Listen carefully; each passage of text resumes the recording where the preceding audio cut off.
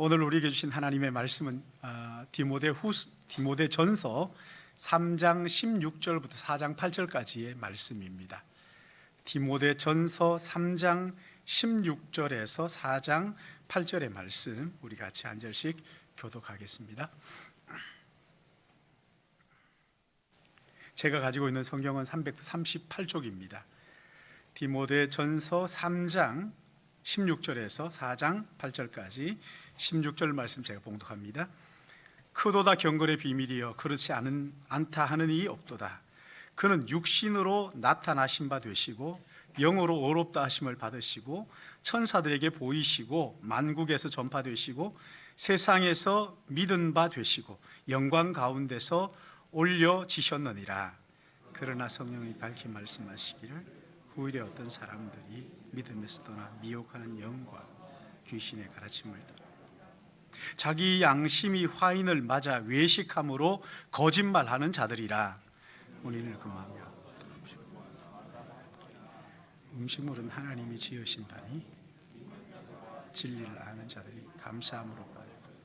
하나님께서 지으신 모든 것이 선함에 감사함으로 받으면 버릴 것이 없나니. 하나님 말씀. 내가 이것으로 형제를 깨우치면 그리스도 예수의 좋은 일꾼이 되어 믿음의 말씀과 네가 따르는 좋은 교훈으로 양육을 받으리라. 망령되고 헛하는 신화를 버리고 경건에 이르도록 내 자신을 같이 봅니다. 육체의 연단은 약간의 유익이 있으나 경건은 범사에 유익하니 금생과 내생의 약속이 있느니라. 아멘.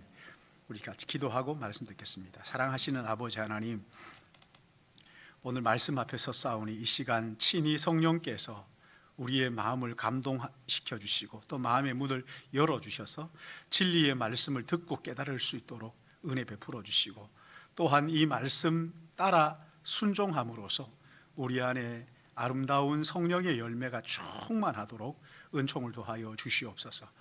말씀을 듣는 자와 전하는 자가 함께 은혜 받게 하여 주시옵시고 부족한 종 말씀을 들고서 싸우니 아버지 하나님 종을 감추시고 그리스도 예수만 우리 안에 충만하도록 성령께서 역사하여 주시옵시고 종을 오직 주님의 복음을 전하는 나팔로 사용하여 주실 것을 간절히 바라오며 예수님의 이름으로 기도드리옵나이다. 아멘.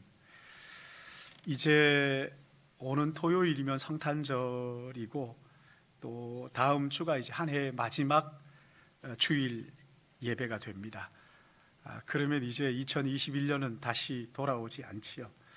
한 해의 마지막 주일을 앞에 놓고 지나간 시간들을 살펴보면서 우리에게 정말 중요한 것들을 놓치고 있지 않는지를 살펴보는 것은 참 의미가 있다고 생각을 합니다. 100년 전까지만 해도요, 우리나라 기독교 인구가 전체 인구의 1%밖에 되지 않았어요. 그런데 이 1%가 모든 사람들로부터 인정받았습니다. 기독교인이라고 하면 정직하다, 진실하다, 거짓말하지 않는다, 속이지 않는다, 이런 평가를 하며 다 수긍을 하고 고개를 끄덕였습니다. 그러나 지금 어떻습니까? 대선 주자라는 사람이 자기가 어느 교회에서 하나님을 모시고 있다고 앞을 다투어 자기가 그리스도인이라고 이야기를 하지만 한 사람도 그가 진실하다거나 정직하다고 믿어주지를 않는 사회가 됐습니다. 심지어 목사라고 해도 장로라고 해도 신자들까지도 불신하는 이런 현실 속에 우리가 살고 있어요. 몇 해 전에 종교 분포 조사를 했는데 그때에 다른 모든 종교를 제치고 기독교 인구가 가장 많았어요. 불교인들이 충격을 받았습니다. 거의 1000만에 육박하는 사람들이 예수를 믿는다고 그렇게 대답을 했어요. 근데 여러분, 우리 사회를 한번 보십시오. 진짜 예수님을 닮아가는 사람들이 얼마나 되겠느냐 하는 것이지. 요한복음 10장을 보시면 예수님께서 선한 목자 비유를 말씀하시면서 거기에 이리가 나오고 도둑과 강도가 나오고 그리고 삭군이 나옵니다. 이리가 뭡니까? 양을 잡아먹는 짐승이잖아요. 양을 잡아먹는 짐승이에요. 선한 목자와 비교했다고요. 비유했다고요. 그리고 도둑과 강도는 양을 훔치는 자들이죠. 양을 훔치는 자들. 그리고 삭군은 뭡니까? 삭군은 훔치고 강도질하지는 않습니다. 그러나 자기의 이익을 위하여 양떼를 치는 목자를 삭군이다 그렇게 말합니다. 그러면서 우리 주님은 나는 그런 목자가 아니라 선한 목자다. 이리도 아니고 강도도 아니고 도둑놈도 아니고 삭군도 아니고 선한 목자다. 그래서 내게 속한 양떼들은 들어가며 나오며 꼴을 어때 풍성하게 얻는다고, 안전하고 영원히 행복할 것이라고 그렇게 우리 주님 말씀을 하셨죠. 선한 목자이신 주님께 속한 양들의 진정한 안정과 참된 행복을 말씀을 해 주신 거예요. 근데 이렇게 선한 목자를 따르는 양떼들도 크게 두 종류로, 두 부류로 나눌 수가 있습니다. 주님은 복음서에서 무리와 제자를 나누셨어요. 무리는 자기 이익을 위해서 주님을 따르다가 조금만 희생해야 되고 섬겨야 될 자리가 있으면 슬그머니 사라져버립니다. 그러나 제자는 부인하기도 하고 부족하기도 하고 더러는 도망가기도 하지만 그러나 끝까지 희생을 감수하고 주님을 따르고 그 주님을 닮아가려고 하는 사람들이죠. 근데 요즘 가만히 보십시오. 무리들은 늘어나는 것 같은데 제자들 찾아보기가 점점 힘들어지고 있어요. 바울이 디모데에게 말세에 고통하는 때가 이른다고 하면서 경건의 모양은 있으나 경건의 능력을 부인하는 자들이 있는데 껍데기는 근사하지만 내용, 속 사람이 경건하지 않은 사람이 있는데 이런 사람들로부터 돌아서라 단호하게 말씀을 하셨어요. 여러분 그 당시 교회 안에 경건의 모양을 가지고 있는데 경건의 능력이 없는 자들이 많이 있었던 거죠. 여러분 그때처럼 지금도 교회 안에 어떻습니까? 경건의 모양을 갖추고 있어요. 근데 진정으로 경건의 능력이 없는 사람들이 너무 많아요. 예배도 드리고 찬송도 하고 기도도 하고 헌금도 하고 하지만 실제 삶 속에 들어가 보면 이 사람이 정말 예수 믿는 사람이라고 주님을 닮아가는 사람이라고 그렇게 말하기가 어려운 사람들이 얼마나 많은지 몰라요. 점점 늘어나고 있어요. 여러분 이거 어떻게 해야 됩니까? 이 어려운 상황 속에서 지금 바울이 디모데에게 편지를 하는 거예요. 영적 스승이 바울이 지금 디모데에게 편지를 하는 거예요. 디모데는 그 당시에 에베소 교회를 담임하고 있었어요. 에베소 교회 그 시대 가운데서 가장 대표적인 그런 교회였잖아요. 근데 그 교인들에 비해서 디모데의 나이가 어렸습니다. 그런 디모데에게 지금 바울이 네가 이것을 갖추면 너의 연소함을 업신여기지 못할 것이다. 여러분 이게 뭘까요? 7절 말씀에 보면 망령되고 허탄한 신화를 버리고 어떻게 하라고요? 경건에 이르도록 내 자신을 연단하라. 경건에 이르도록 내 자신을 연단해라. 여러분 이 경건이 뭡니까? 영어로 보니까 godliness예요. 신의 성품을 가진 자, 닮은 자, 하나님을 닮은 자. 성경에서 이 경건은 뭐라고 말하냐면 하나님 앞에서의 태도, 자세를 말하는 거예요. 디모데 전후서는 이 경건에 이르는 길을 말씀을 하시는데 그래서 이 디모데 전후서를 보시면 경건이라는 단어가 참 많이 나오죠. 경건, 이것은 하나님 앞에서의 나의 중심, 자세, 태도 이런 것을 말하는 거예요. 여러분 하나님 앞에서 어떤 중심을 가지고 계십니까? 아니, 여러분의 중심, 여러분의 가장 중요한 자리에 누가 있느냐 하는 것입니다. 로마서 1장을 보시면 그 마음 속에, 그 중심에 하나님이 없는 자들, 다시 말해서 경건하지 못한 사람들의 특징을 말하는데, 하나님을 알되 하나님을 용화롭게 아니하며 감사하지도 아니하고 오히려 그 생각이 허망하여지며 미련한 마음이 어두워졌나니 스스로 지혜 있다 하나 어리석게 되어 썩어지지 아니하는 하나님의 영광을 썩어질 사람과 새와 짐승과 기어다니는 동물의 모양의 우상으로 바꾸었느니라. 하나님이 계셔야 할 그 자리에 여기 지금 자기의 욕심으로 가득하고 나니까 결국은 짐승처럼 되고 만다는 말씀인 거예요. 2021년 한 해를 마무리하는 이때 하나님 앞에서 우리의 중심을 살펴서 내 중심에 정말 경건이 하나님이 계시는가, 나의 삶이 정말 경건한가를 돌아보고 2020년 새해를 정말 경건한 사람으로 우리 하나님 앞에 쓰임받게 되기를 주님의 이름으로 축복합니다.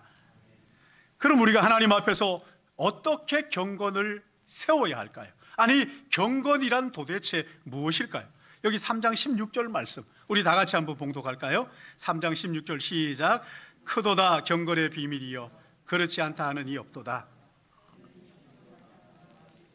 영으로 의롭다 하심을 받으시고 천사들에게 보이시고 만국에서 전파되시고 세상에서 믿음 받으시고 영광 가운데서 올리지셨느니라. 아멘. 자, 여기 크도다 경건의 비밀이요.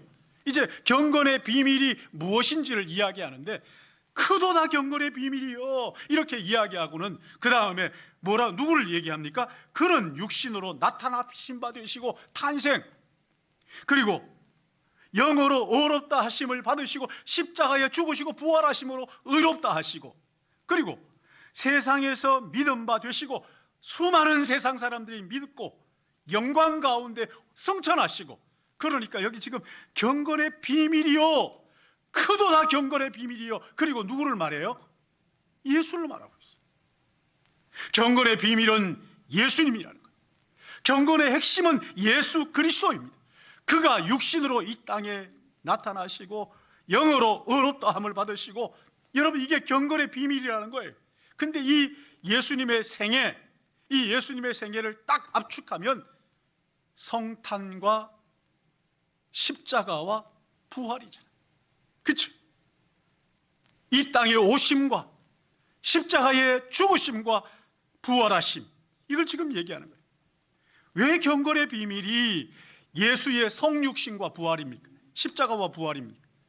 여러분 보십시오. 성육신은 성탄을 말하는 거죠. 성탄은 루돌프니 선물이니 뭐 빨간 코니 파란 코니 그런 게 아닙니다. 너무 이 마귀가 성탄을 왜곡시켜놨어요. 반짝반짝 빛나는 이런 게 아닙니다. 성탄의 핵심은 이 땅에 오신 예수 그리스도. 여러분 왜 오셨습니까? 하나님 아버지 그분이 죄인인 우리를 너무나 사랑하셨어요. 너무 사랑하시는데 죄로 말미암아 영원히 멸망받아야 되니까 너무 사랑하는데 안타까워서 독생자 아들 예수 그리스도를 이 땅에 보내신 것이 바로 성탄이에요.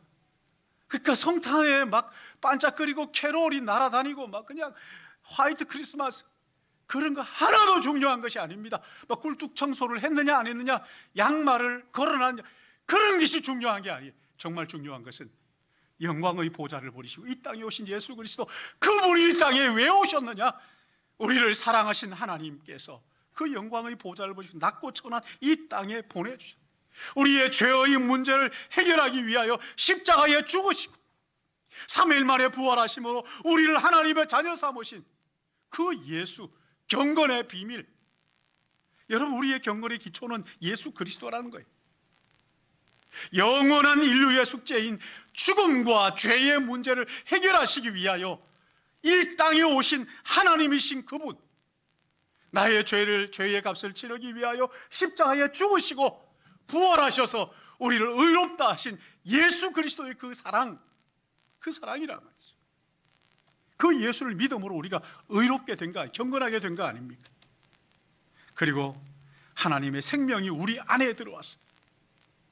새로운 피조물이, 영원한 하나님의 나라를 꿈꾸며 사는 새로운 피조물로 하나님 우리를 빚으신 것이잖아요. 여러분, 이런 사실들을 우리가 깨닫게 된다면, 하나님의 사랑이 얼마나 크고 놀라운지, 그 하나님 아버지의 마음을 깨닫고 예수님의 그 사랑을 깨닫게 된다면 경건하게 살지 않을래야 경건하게 살지 않을 수가 없는 거잖아요.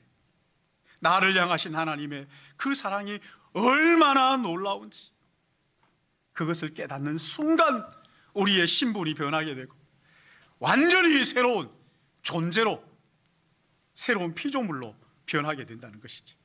우리가 예수의 십자가와 부활, 나를 사랑하신 그 하나님의 사랑, 이것을 깨닫게 됐을 때요, 우리는 경건할 수밖에 없다고요. 얼마나 아프셨을까가 아닙니다. 내 죄가 얼마나 더러웠기에, 얼마나 지독하고 얼마나 무서웠기에 하나님이신 그분이 십자가에 죽으셨을까.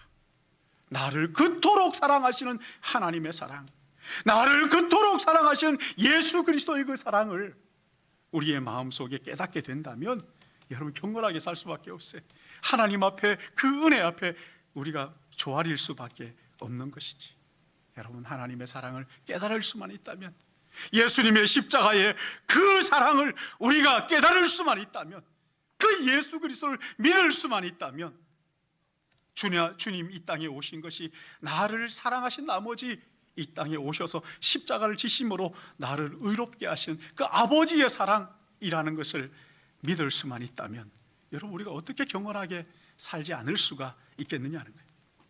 그래서 경건의 기초, 경건의 뿌리, 비밀은 예수 그리스도의 뜨거운 사랑을 만나는 거예요. 하나님의 그 사랑을 우리가 만나는 거예요. 다시 예수 그리스도를 만나고 그 하나님의 뜨거운 사랑을 가슴 속에 깨닫게 될 때 경건의 기초가 이제 놓여지는 것입니다. 그런가 하면 두 번째, 하나님 앞에 어떻게 경건을 바로 세울 수 있는가? 4절 5절 말씀입니다. 4절 5절 우리 다 같이 한번 봉독할까요? 집에 계신 분들도 다 같이 봉독하십시다. 시작. 하나님이 지으신 모든 것이 선함에 감사함으로 받으면 말씀과 기도로 거룩하여 짐이라. 하나님의 말씀과 기도로 거룩하여 짐이라. 여러분, 경건에 바로 세우는 이 기초는 예수 그리스도이죠. 예수 그리스도께서 나를 위하여 행하신 그 일 위에 경건의 두 기둥은 하나님의 말씀과 기도라고 말씀하시지. 여기 1절에서 4절 말씀을 가만히 한번 보시면요, 그 당시에 에베소 교회를 혼란스럽게 했던 이단 문제를 이야기를 하고 있어요. 그 당시 이단은 영지주의입니다. 영지주의가 뭐냐? 영적인 깨달음이 중요하다. 그래서 영적인 것이 중요하니까 육적인 것은 좀 무시해도 괜찮다. 이 육을 죽여야 영이 산다 해가지고 이 육신을 터부시하고, 그래서 금욕주의가 거기에서 나옵니다. 경건하려면 몸을 억압을 해야 된다. 그래서 거기에서 금욕주의에 빠져버린 거예요. 3절을 보면 결혼하지 말라. 오늘 결혼한 부부가 신혼여행 갔다가 예배에 참석했는데 결혼하지 말라. 또 뭐라 그럽니까? 어떤 음식은 먹지 말라. 근데 꼭 이렇게 얘기하면 술 먹지 말라는 걸로 그냥 생각하고 담배 피지 말라는 걸로 자꾸 생각하는데, 여러분, 그렇게 생각하지 마시고 어떤 음식은 경건한 생활에 도움이 되지 않는다, 이렇게 말합니다. 근데 바울이 뭐라고 얘기합니까? 외적인 그런 것 가지고 결혼을 하지 않는다든가 음식을 먹지 않는 것 가지고 경건에 이를 수가 없다. 경건은 외적인 것에 오는 것이 아니라 우리의 속 사람, 우리의 마음, 우리의 영혼의 문제다.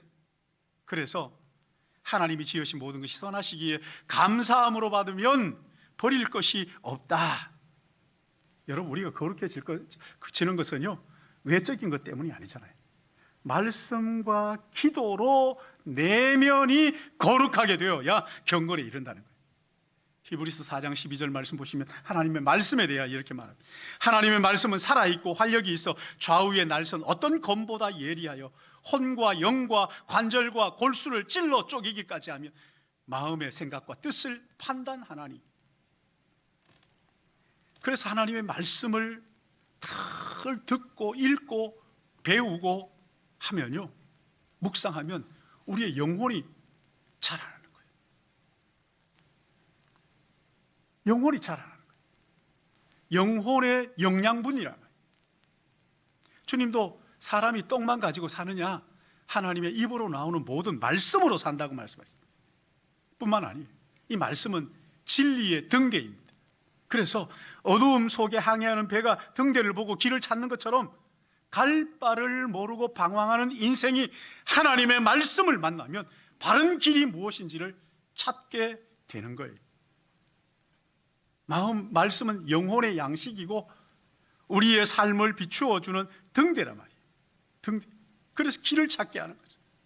우리의 영혼을 건강하게 하고 바르게 자라나도록 그렇게 인도하는 것이 하나님의 말씀이랍니다. 그런가 하면 기도는 뭡니까? 기도는 영혼의 호흡이라고 하잖아요. 여러분, 호흡, 숨 안 쉬어도 사는 사람이 있습니까? 없잖아요. 그럼에도 불구하고 가만히 생각하면 기도하지 않는데 살아있는 것처럼 생각하는 사람이 의외로 많아요. 기도는 영혼의 호흡이라고요. 호흡이 막히면 숨을 헐떡거리다가 답답해하다가 죽어야 맞아요. 죽었는데 안 죽은 것처럼, 기도하지 않으면서 마치 살아있는 사람인 것처럼 하는 사람들이 얼마나 많아요. 여러분, 기도하게 되면요, 성령의 음성에 민감하게 됩니다. 성령께서 내 안에 있는 소망을 불러일으켜 주기 때문에 우리 마음속에 주님을 향한 열정들이 생깁니다. 그리스도인답게 사는 능력을 이 기도가 준단 말이죠. 기도의 불이 꺼져버리면요, 신앙생활의 감격이 없어요. 나는 기도를 잘 모르는데 그 사람은 신앙생활의 그 아주 중요한 80%를 잊고 신앙생활하는 거예요. 얼마나 힘들겠어요. 여러분, 시골에 그 겨울 되면 장작을 이렇게 도끼로 패가지고 이렇게 보기 좋게 쌓아놓은 거 보셨죠? 장작 수북하게 쌓아놓으면 든든하잖아요. 한겨울 나겠다. 근데 보세요, 아무리 장작을 많이 쌓아놔도요, 그 장작을 아궁이에 집어넣고 불을 지피지 않으면 따뜻함이 있을 수가 없는 거거든요. 하나님의 말씀은 장작 같은 거예요. 기도는 그 장작에 붙이는 불과 같은 거예요. 장작이 아무리 많이 있어도 불 붙이지 않으면 아무 소용없잖아요. 기도는 불과 같은 거란 말이죠. 장작에다가, 말씀의 장작에다가 기도의 불을 붙여야 온 사방이 따뜻한 겨울을 날 수가 있는 거죠. 여러분, 자동차 엔진은 말씀 같은 거예요. 근데 거기에 시동을 거는 거는요, 기도 같은 거예요. 차가 아무리 좋은 차가 있은들 뭐합니까? 시동을 걸고 움직여야지. 움직이는 그것이 기도라 말이지. 내면의 경건의 집, 하나님의 말씀의 장작과 기도의 불이 만나야 뜨겁게 불타오르게 된다는 거예요.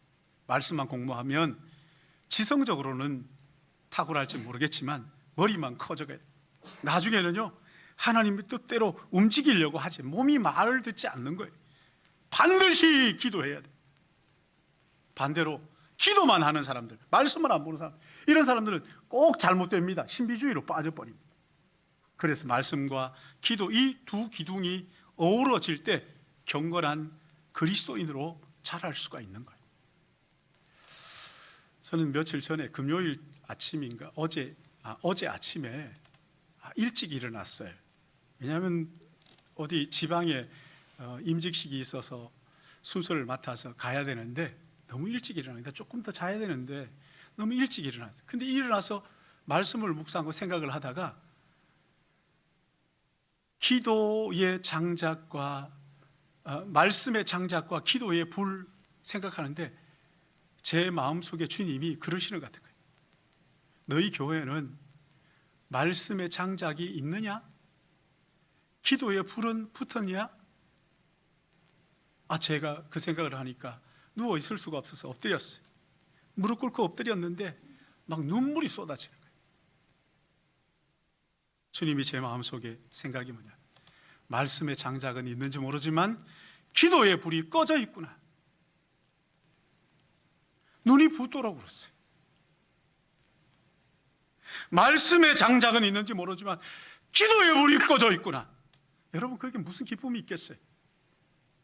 무슨 즐거움이 있겠어요? 무슨 감격이 있겠어요? 냉랭하고 차갑고 그런 거지. 주님 어떻게 할까요? 저 지금 기도하고 있는 주님. 주님 어떻게 해야 됩니까? 말씀의 장작이 아무리 많이 있은들 기도에 불이 붙지 않으면 아무짝에 쓸모없는 거라고요. 바벨론 포로로 끌려갔던 다니엘이 80년 이상 바벨론에 살잖아요. 근데 거기에서 그 땅을 변화시킨 하나님의 사람으로 쓰임 받았던 비결이 뭔지 아세요? 다니엘은 날마다 예루살렘을 향하는 창문을 열고 하루 3번 기도했습니다. 하루 3번 기도했다는 것은요, 1번, 2번, 3번, 아침, 점심, 저녁 그런 의미가 아니라는 거예요. 여러분 제발 좀 그렇게 하지 마세요. 그런 의미가 아닙니다. 그게 아니고요. 틈만 나면 기도의 무릎을 조아리는 거죠. 시간만 있으면 하나님 앞에 그래서 그 80년을 견딘 거예요. 근데 이렇게 80년 동안 쉬지 않고 기도했던 기도의 원동력은 도대체 무엇입니까? 여러분, 이것은요, 예레미야 선지자로부터 받은 두루마리. 그 두루마리에는 하나님의 뜻이, 하나님의 말씀이 기록되어 있어요.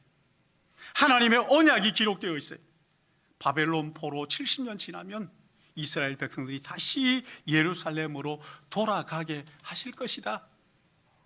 그 약속의 말씀이 가슴 속에 장작처럼 쌓여 있고, 그래서 기도에 불이 붙으니까 그 열악한 환경 속에서도 낙심하거나 좌절하지 않고 80년을 한결같이 하나님 앞에 기도하며 그 땅을 변화시키는 하나님의 사람으로 쓰임받게 되었다는 거예요. 기도와 말씀이 스파크가 일어나가지고 그 내면에 하나님을 향한 경건이 살아있었다는 거예요. 사랑하는 여러분, 지금 우리는 얼마나 영적으로 정말 위기에 놓여 있는지를 몰라요. 이럴 때 진짜 좀 게임도 좀 내려놓고 스마트폰도 좀 내려놓고 우리 하나님 앞에 기도의 자리로 나가야 되지 않겠어요? 최소한 하루에 30분은 기도하고 30분을 좀 말씀 좀 보세요. 몇 년 전에 청년복음화 협의회에서 설문조사를 했어요. 일주일에 성경 얼마나 읽느냐? 평균 24분이에요. 하루에 3분 읽는데 3분. 한 장도 안 읽는 거예요. 근데 그 중에 63%는 한 자도 안 읽고 한 주일에 한 자도 안 읽고 교회 가서 겨우 보는 정도. 기도는 얼마나 하느냐? 평균 31분이 조금 더 많아요. 31분. 하루에 5분 기도한대요. 5분. 그나마 38%는 일주일에 단 1초도 기도하지 않는다. 밥 먹을 때조차도 기도하지 않는다는 거잖아요. 말씀 보지 않고 기도하지 않으면서 어떻게 이 어려운 위기를 이기고 극복할 수 있고 어떻게 감격스럽게 신앙생활을 할 수 있고 어떻게 믿음을 지킬 수 있느냐는 것입니다. 하나님을 향한 영적 갈망이 턱없이 부족하다는 거예요. 말씀을 보지 않고 기도하지 않으면서 이 세상에 밀려오는 쓰나미 같은 이 세상의 유혹에 어떻게 이길 수 있어요? 조금만 바람이 세차게 불면 넘어지고 마는 것이죠. 사랑하는 성도 여러분, 말씀과 기도로 경건의 기둥을 든든하게 세우시기를 축원합니다. 말씀과 기도에 하루에 30분 이상 투자해야 돼. 그래야 우리의 경건의 집이, 기둥이 세파를 이기고 견딜 수 있다는 거예요. 마지막으로 한 가지 더, 하나님 앞에서 어떻게 경건의 집을 든든하게 세울 수 있을까? 6절 말씀입니다. 6절 말씀을 보시면, 내가 이것으로 형제를 깨우치면 그리스도 예수의 좋은 일꾼이 되어 믿음의 말씀과 내가 따르는 좋은 교훈으로 양육을 받으리라. 이렇게, 여러분 이 말씀을 그냥 읽으면 무슨 의미인지 잘 몰라요. 그래서 다른 번역을 보니까 이렇게 기록했습니다. 그대가 이런 교훈으로 형제 자매를 깨우치면 그대는 믿음의 말씀과 그대가 지금까지 쫓아온 좋은 교훈으로 양육을 받아서 그리스도 예수의 좋은 일꾼이 될 것입니다. 무슨 말씀이에요? 디모데가 말씀을 가지고 성도들을 섬기면, 누가 섬기면요? 디모데가 말씀을 가지고 성도들을 섬기면 누가 양육을 받는다는 거예요? 디모데가 양육받는다는 거예요. 담임 목사가 부지런히 말씀을 가지고 가르치고 기도를 가르치면, 훈련하면 누가 잘한다고요? 자기가 잘한다는 거예요. 담임 목사가 잘한다. 가르치는 사람은 영적으로 양육받고 경건해진다, 이렇게 말하는 거죠. 여러분, 가르치는 거 쉬워요? 훈련 쉽습니까? 얼마나 부담스러워요. 얼마나 어려워요. 그러나 가르치는 사람이 제일 많이 배운다는 말이 있잖아요. 가르치는 것은 2번 배우는 것이라는 말이 있어요. 아마 우리 순장님들은 무슨 뜻인지 다 이해하실 거예요. 저도 성경을 연구하고 제자 훈련을 하면서 제가 놀랄 때가 있어요. 내가 배우는 거야. 내가 경건해지는구나. 내가 영적으로 자라는구나. 희미하게 알았던 것들이 확실하고 분명해지고, 의심이 갔던 것들이 마음속에 확신이 생기고 믿어지고 그러는 거거든. 제가 존경하는 목사님은 제자훈련 목회를 평생 하셨는데, 제자훈련은 거룩한 족쇄다, 이렇게 말씀하셨어요. 가르치고 제자훈련하는 게 이게 얼마나 부담스러워요. 내가 말씀을 가르치고 기도를 가르치면서 이 족쇄인 것이, 내가 말씀을 가르치고 기도를 가르치면서 내가 하지 않으면, 순종하지 않으면 되겠느냐? 그래서 내가 기도하고 말씀을 묵상하고 하면서 하니까 점점 죄에 대하여 민감해져. 그래서 여기까지 왔습니다. 그렇게 고백을 하더라고요. 여러분, 우리 교회는 제자훈련 하는 교회입니다. 제자훈련 여러분들 하신 분들이 많이 계시지만, 제자훈련 한다 그러면 얼마나 마음에 부담스러워요. 안 부담스러운 사람이 있었어요? 다 부담스러워요. 근데 제자훈련을 받으면서 내가 얼마나 형편없는 그리스도인이었는가를 제자훈련을 받으면서 깨닫게 됩니다.